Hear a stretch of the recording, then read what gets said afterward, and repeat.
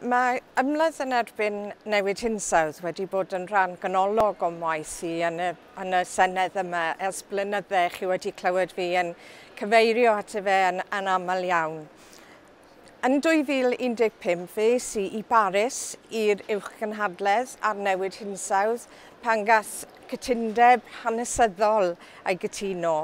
Yr wythnos hon yma yn Strasbwrg mae Senedd Ewrop wedi pasio 3 deddf gwahanol i wneud yn siŵr bod ni yn cadw at yr addewidion sydd yn y cytundeb yna, a'r cadwraeth hynny, a'r sicrhau bod ni yn lleihau yr ollyngiadau sydd yn gwneud cymaint o niwed.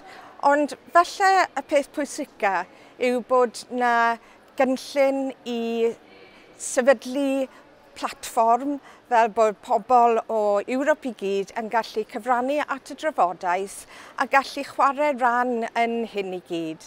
Felly mae cymunedau fel sydd gyda ni yng Nghymru sydd yn cynhyrchu hynny, sydd yn gwneud lot o waith i wneud y tai yn fwy effeithiol ac i gadw biliau lawr, yn gallu chwarae ran yn hyn ar draws Ewrop, yn gallu dangos i weddill Ewrop beth dyn ni yn gwneud yng Nghymru.